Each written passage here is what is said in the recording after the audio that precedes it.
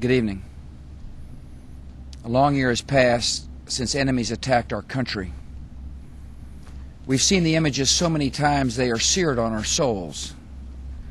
And remembering the horror, reliving the anguish, reimagining the terror is hard and painful. For those who lost loved ones, it's been a year of sorrow, of empty places, of newborn children who will never know their fathers here on earth. For members of our military, it's been a year of sacrifice and service far from home.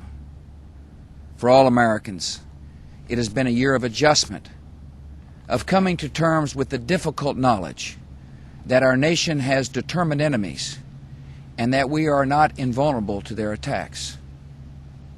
Yet in the events that have challenged us, we've also seen the character that will deliver us.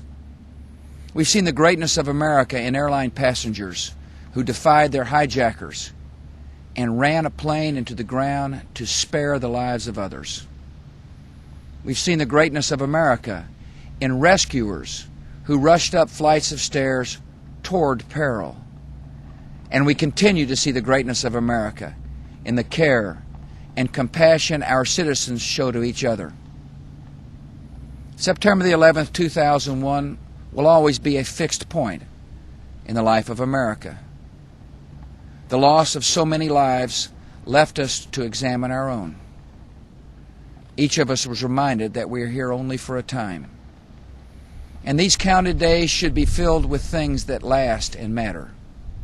Love for our families, love for our neighbors, and for our country. Gratitude for life and to the giver of life. We resolved a year ago to honor every last person lost. We owe them remembrance, and we owe them more.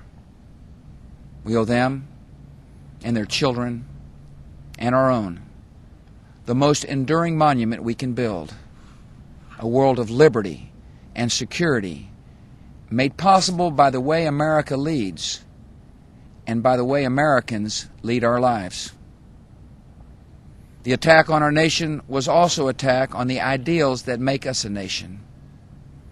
Our deepest national conviction is that every life is precious, because every life is the gift of a Creator who intended us to live in liberty and equality. More than anything else, this separates us from the enemy we fight. We value every life. Our enemies value none, not even the innocent, not even their own. And we seek the freedom and opportunity that give meaning and value to life.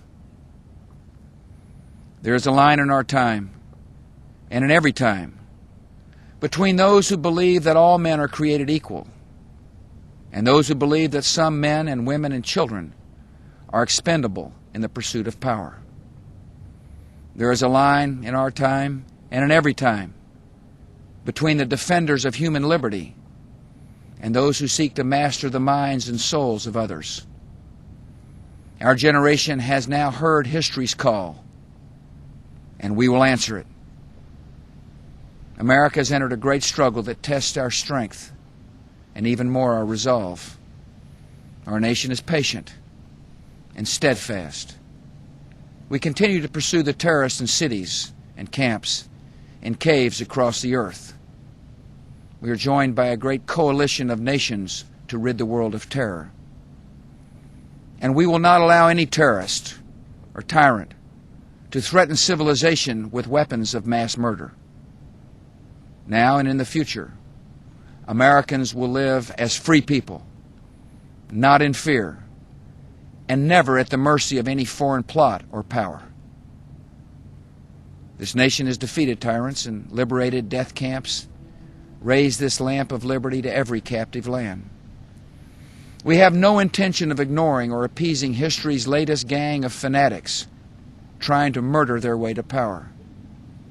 They are discovering, as others before them, the resolve of a great country and a great democracy. In the ruins of two towers, under a flag unfurled at the Pentagon, at the funerals of the lost, we have made a sacred promise to ourselves and to the world. We will not relent until justice is done and our nation is secure.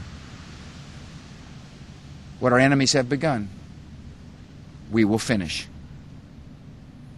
I believe there is a reason that history has matched this nation with this time. America strives to be tolerant and just. We respect the faith of Islam, even as we fight those whose actions defile that faith. We fight not to impose our will, but to defend ourselves and extend the blessings of freedom. We cannot know all that lies ahead. Yet we do know that God has placed us together in this moment to grieve together, to stand together, to serve each other in our country.